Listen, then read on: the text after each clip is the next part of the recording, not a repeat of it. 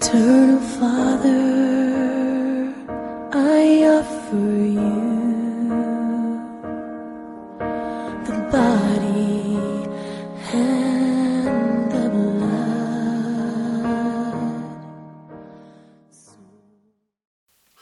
Basi kwa wapendwa wote, na shukuru Mungu kwa ajili yenu. Tena mara nyingine tupatane katika runinga hii ya Lolwe. Na tumai kila mtu tumevuka mwaka salama na tukaweza kupatikana bila tatizo lolote. Najua mwaka wa jana ilikuwa mwaka refu sana na mwaka iliyokuwa na mambo mengi. Na Mungu ametuvukisha salama na tuweze kumshukuru tena. Kwa majina mimi ni Mchungaji Ayub Ouko. Bado nimeokoka, napenda Yesu Kristo kama mwokozi wa maisha yangu. Leo hii Mungu amenipa neno ili ninene pamoja nanyi. Najua tayari kupokea yale ujumbe ama yale mazuri Mungu ametutengenezea mwaka huu, mwaka mpya 2023. Wacha tusome pamoja nawe katika kitabu. Nataka tusome ukiwa na Biblia yako, unaweza fungua nami pamoja katika kitabu cha Kumbukumbu la Torati. Hapo ndio leo tutasoma Kumbukumbu la Torati. Kumbukumbu la Torati 2 mstari ya kwanza hadi 3. Katika kitabu cha Kumbukumbu la Torati 2 aya madogo 1 hadi 3. Mstari ya kwanza hadi 3 nitaisoma. Biblia inasema ya kwamba, kisha tukageuka nyuma na kusafiri kuelekea jangwani kwa njia inayoelekea bahari ya Shamu, kama Bwana alivyonielekeza. Kwa muda mrefu tulitembea kuzunguka vilima katika nchi ya Shieri. Kisha Bwana akaniambia, umetembea kuzunguka hii nchi ya vilima kwa muda wa kutosha. Sasa geukia kaskazini. Bwana apewe sifa. Wacha tuamini na tuombe. Mungu aliye juu, muumba mbingu na nchi, tunakushukuru na limidini jina lako kwa sababu umetupa Bwana uhai, umetupa neema, umetupa Bwana uwezo. Mara nyingine Baba, hakuna yale Bwana tunaweza kurudishia, bali Bwana ni asante ndio tunakurudishia. Asante Bwana hata kwa wapendwa ambao Bwana umefanya tukapatana mara nyingine mwaka huu, na wakabidhi mkononi mwako, Mungu wa agano. Bwana watenda makuu, waonyeshe mikono Bwana, ufungulie njia. Asante Baba kwa kila jambo Bwana, tunaweka mkononi mwako, na kila tatizo Bwana tunakabidhi mkononi mwako, kwa sababu wewe ni Mungu anayetenda miujiza. Asante Baba kwa yale neno Bwana umenipa, kama Bwana wameketi watu yari Bwana kupokea neno lako, wachilia uwezo na uwepo wako jao. Nimeomba na hata kuamini katika jina safi la Yesu Kristo. Amen. Amen. Wacha nichukue fursa hii mara nyingine niwakaribishe kwa ibada ya asubuhi. Jinsi niliwaambia awali, kwa majina mimi ni Mchungaji Ayub Ouko. Kwetu ni kule Nyakachi, Kisumu County. Huko ndio mimi hutoka. Wakati huu nafanya huduma, niko na huduma hapa Nairobi, Kibira. Kwa wale wako Nairobi, ukiwa Nairobi, tuko hapa Kibra, hapo ndio tunafanya kazi ya huduma. Asubuhi ya leo Mungu amenituma na ujumbe kwa mwaka huu. Najua ni mwaka imeanza na mambo pia tayari imeanza. Nimesoma kwa kitabu cha Kumbukumbu la Torati 2 mstari aya ya kwanza. Wakati Mungu alikuwa ananena na wana Israeli, na Biblia inasema kwa muda ama kwa mwaka wana Israeli walikuwa wamezunguka katika nchi ya vilima kwa mwaka. Na wakati Mungu aliona tatizo na kuteswa kwao, Mungu aliweza kuinuka na kunena juu yao.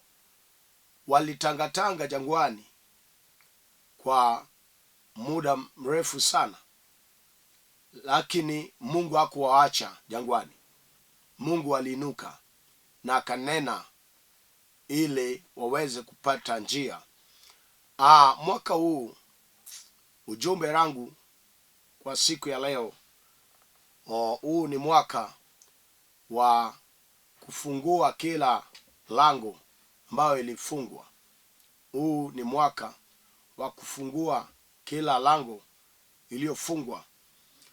Biblia inasema ya kwamba hawa wana Israeli walikuwa jangwani wakitembea kuelekea mahali Mungu aliwatuma. Na walipokuwa wametoka kwenda safarini, walikuwa na maono na walikuwa na mipango makubwa kwa mahali walikuwa wanaenda. Ni mahali iliyokuwa na vitu vya dhamana.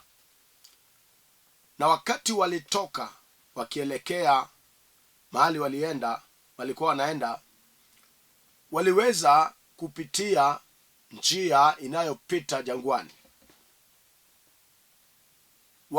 Wakiwa safarini, walijikuta kama hakika hakuna tua wamepiga, kwa sababu maandiko inasema mara nyingi walikuwa wanatembea na kumbe walikuwa wanazunguka tu milima, wanaenda round, ni kuzunguka tu mahali pamoja, wanaenda wanazunguka, wanarudi, hakuna kitu walikuwa wanafanya. Na wakati waligundua ya kwamba ni kupoteza wakati, hapo ndipo waligeukia Mungu. Biblia inasema ya kwamba kisha tukageuka nyuma na kusafiri kuelekea jangwani kwa njia inayoelekea bahari ya Shamu. Hawa walikuwa wana Israeli ambayo waliteuliwa na wakapakwa ili Mungu awatumie. Wakageuka kuelekea nchi ya jangwani katika bahari ya Shamu. Na wakati walikuwa wanaenda, wengi walikuwa wanajua tayari wamepata yale walikuwa wanatarajia. Ni watu walioteswa kwa mikono ya maadui yao, wana Misri. Huko pia walipitia mateso, walipitia machungu sana kwa mikono ya maadui. Ndiposa Mungu akainuka na akanena. Wakati Mungu alinena na Musa, akamwelezea ya kwamba nenda ukawaondoe watu wangu kwa mikono ya Farao. Musa akakuwa na uoga, na kwa sababu Mungu ni Mungu na yale amepanga haiwezi ikakosa kutimia, Musa akaogopa na akamuuliza Mungu ya kwamba nikienda kwake mfalme Farao, mimi nitamwambia ni nani? Hata hao Wanaisraeli ni watu wa vichwa ngumu, nitawaelezea nini? Kwa sababu Musa tayari alikuwa anajua ya kwamba Wanaisraeli ni watu wasikii maneno, ni watu wasumbufu. Musa akiwa na tatizo sana, akasumbuana na Mungu, akamuuliza, nikienda kwa watu wa Israeli nitawaeleza ni nani amenituma? Kisha Mungu akamjibu na akasema ya kwamba nenda ukawaambie ni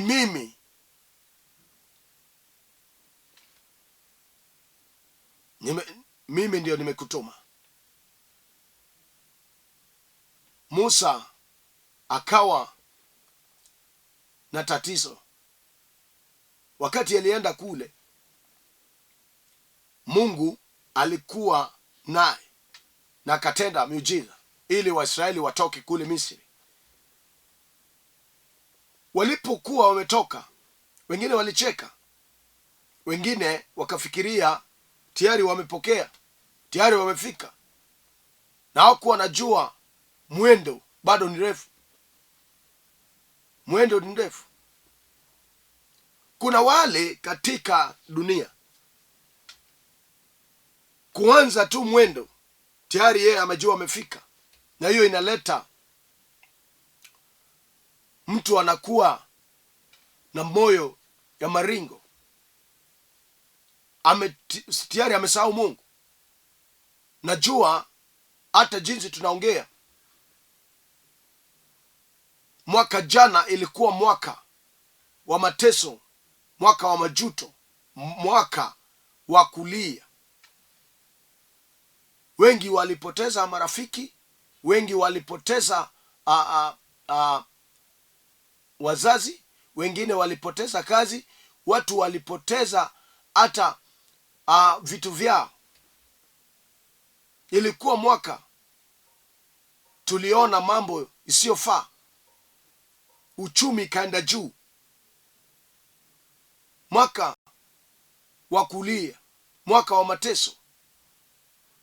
Ilikuwa mwaka ambao yale mpangilio yote ulikuwa umepanga haikufaulu.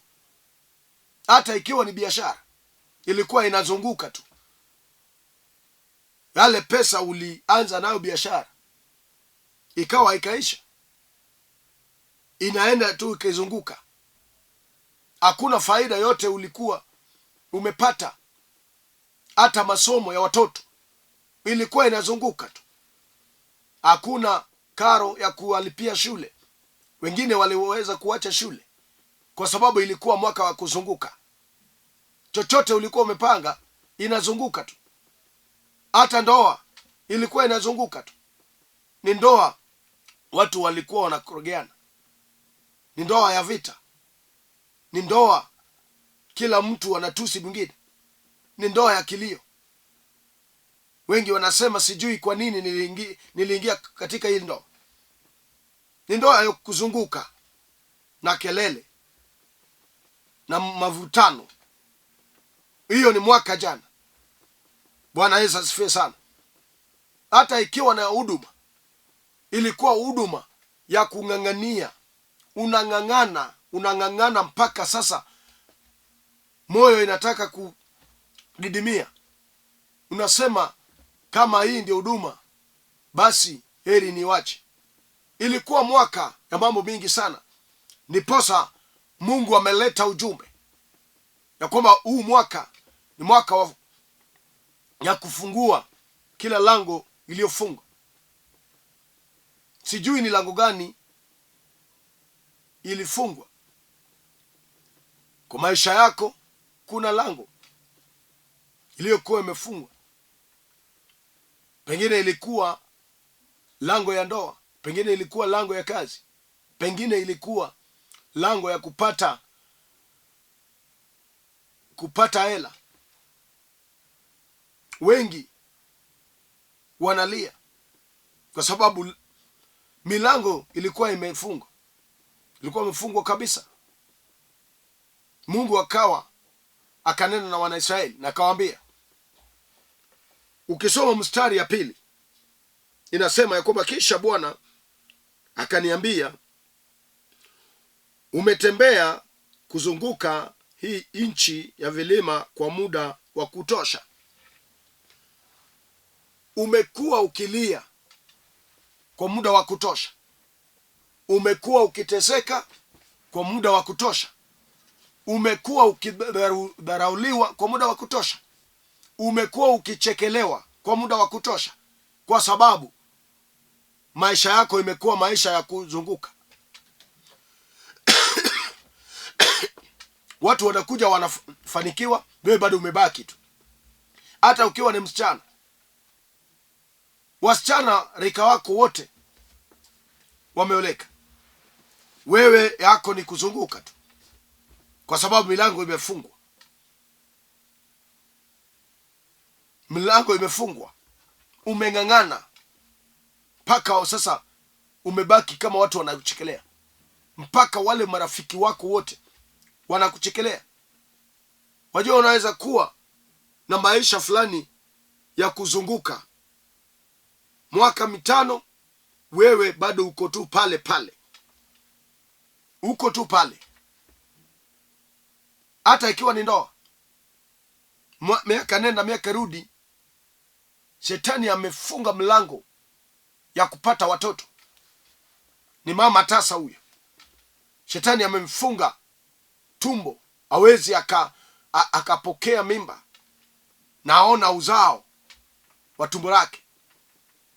Ndiposa Mungu amenileta ili nitabiri katika hiyo ndoa ya kwamba huu mwaka ni mwaka wa kufungua kila lango. Sijui ni lango gani unaona ya kwamba shetani amekuja kinyume na akafunga, akakimbia na kifunguo. Leo hii tunaye nena kwake ni yule awezaye yote, ni yule jana, leo na milele. Bado utenda miujiza. Wewe ndio utajua ya kwamba mwaka huu ni mwaka ya urejesho. Lazima Mungu atufungulie milango. Lazima Mungu atufungulie milango. Wanaisraeli wakazunguka pande zote, na walikuja kugundua ya kwamba mahali walikuwa wanazunguka ni mahali pamoja. Hawako wanapiga tu. Kwa maisha unaweza kuwa unafanya kazi lakini hakuna faida. Unaona ya kwamba unatumia nguvu yako yote, la kwamba mwishowe unazunguka tu mahali pamoja, hakuna faida. Hakuna faida. Mwaka huu Mungu ameleta ufunuo ya kwamba ni mwaka ya kufungua kila lango iliyofungwa na adui shetani. Hata kama ni ugonjwa umekuwa ukizunguka kwa hospitali ukitafuta matibabu, Mungu ameleta kifunguo ya kufungua kila lango. Nimekuja nikutabirie ya kwamba huu sio mwaka wa kuteseka. Huu sio mwaka wa kuzunguka tena. Huu sio mwaka wa kilio. Huu sio mwaka wa majuto. Kama walikuwa wamekufunga maisha, Mungu ameleta njia. Umezunguka mahali pamoja. Mungu anasema sasa tugeukie kaskazini. Ameleta lango lingine. Kama walikuwa wamefunga huku, Mungu amefungua mahali pengine. Kama walikuwa wamefunga kazi, Mungu amefungua kazi nyingine. Kama walikuwa wamefunga ndoa, Mungu amefungua. Kuna wengine walikuwa katika kifungo cha pombe, pesa zake zote zinaisha kwa pombe.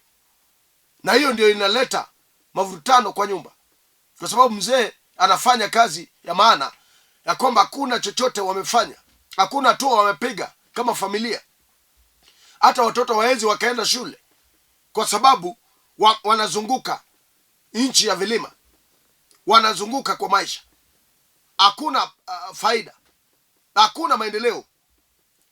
Marika zako wote, mwaka uliopita Disemba, watu walikuwa wamesafiri nyumbani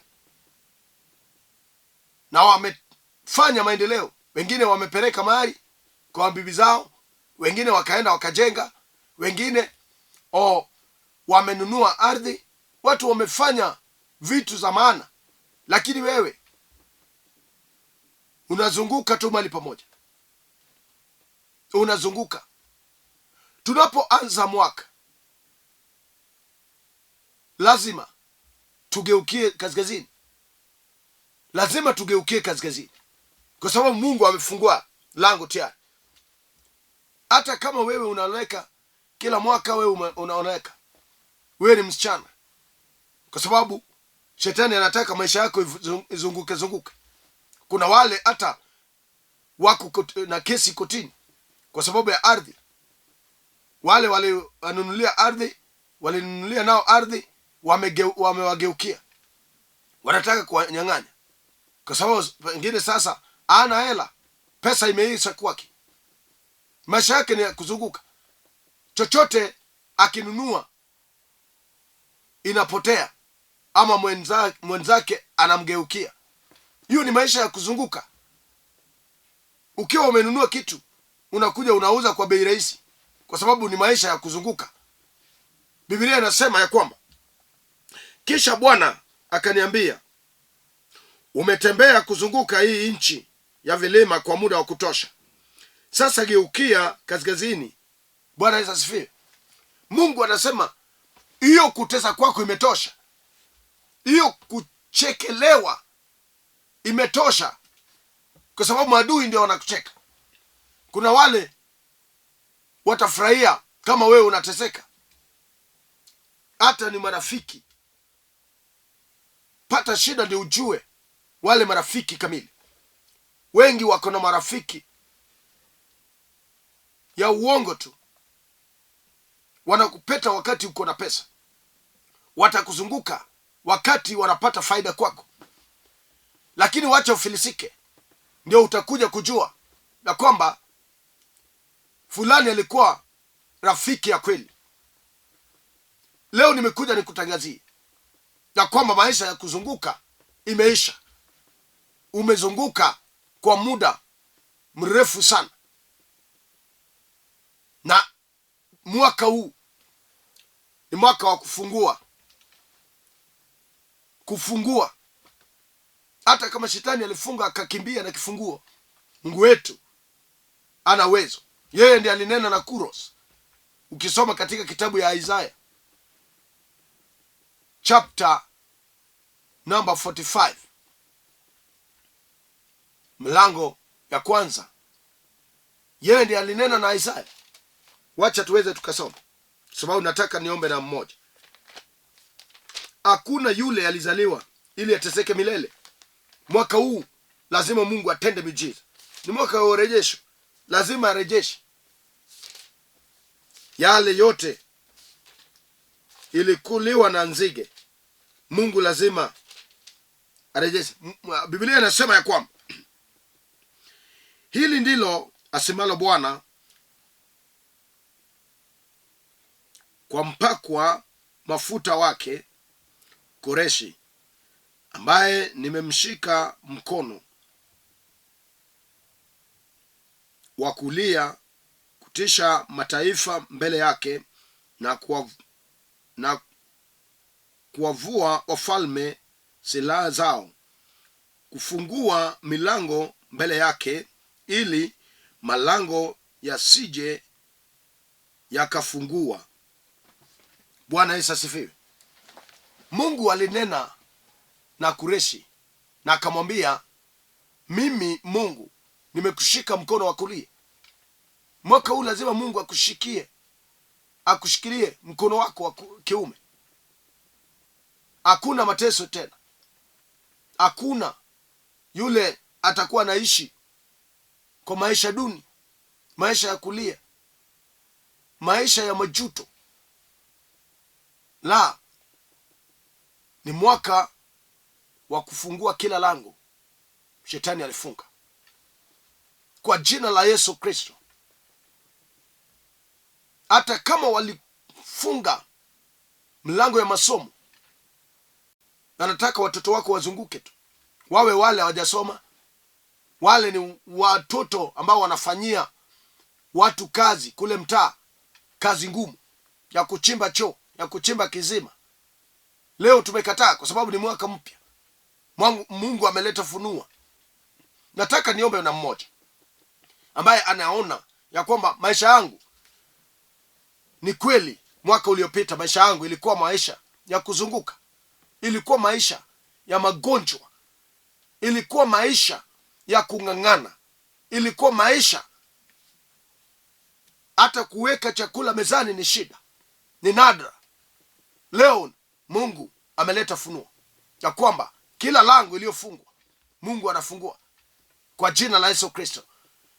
Mahali popote unaniona, nataka uchukue hatua ya imani, kwa sababu tutaomba pamoja nawe ili Mungu afungue kila lango. Hata kama kazi uliokuwa ukifanya haikuwa na malipo, haukuwa unalipwa, pengine ulikuwa unalipwa pesa duni, Mungu lazima atende miujiza. Mahali uko, kama unaweza gotika chini ama unaweza shika TV na uinue mikono, tuweze tukaomba pamoja nawe. Mungu mfalme, wewe ni Alfa tena ni Omega. Asante Bwana kwa neno lako. Asante Bwana kwa watu wako. Hao wapendwa Bwana wameamini ya kwamba mwaka huu ni mwaka ambao Bwana utafungua kila lango ambao shetani alikuja akafunga. Kwa jina la Yesu Kristo, huyu dada Bwana ameteseka kwa muda. Huyu mama Bwana maisha yake pamoja na ndoa imekuwa ya kuzunguka. Na kwa jina la Yesu Kristo nimekuja Bwana nitabiri ya kwamba mwaka huu ni mwaka ya urejesho. Mwaka huu ni mwaka ya kupokea vitu vikubwa, ni mwaka ya maono makubwa. Asante Baba, leta karo ili huyu mtoto aweze akasoma. Leta Bwana amani kwa ndoa ya huyu mzee. Bwana, tunakataa maroho ya kuzunguka, tunakataa maroho za kubaki nyuma, tunakataa maroho za kuchekelewa, tunakataa maroho zote Bwana ya ibilisi shetani. Asante Bwana, nimewapaka mafuta, nimewabariki kwa jina la safi la Yesu Kristo. Nimeomba na atakuamini. Amen. Jinsi niliwaambia awali, mimi ni Mchungaji Ayub Ouko, na hudumu katika kanisa la St. Meshach Fellowship Church. Tuko hapa Nairobi, mahali inaitwa Kibra. Ukiwa Nairobi, chukua gari pale Kencom namba 8 ama Railways pia namba 8. Ushukie Karanja Kibra. Tuko na kanisa pale karibu na Raila Education Center. Hapo ndio tunafanya huduma. Kama unaweza ungana nasi, unipigie simu ama ukuje pale, utatupata. Pale tuko na idara tofauti tofauti. Ukiangalia pale chini utaona nambari zangu 2. Wacha niweze nikasoma na uandike. Namba yangu ni 0727385424.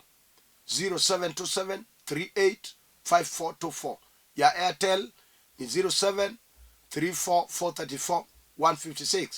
Uweze kunipigia ili tuombe pamoja na wewe. Ukiwa mbali bado tutaomba nawe. Na mwaka huu ni mwaka wa kufungua kila lango iliyofungwa. Mungu na wabariki. Tupatane tena Saturday saa 2:30 mpaka saa 3. Mungu awabariki. Shalom, shalom, shalom.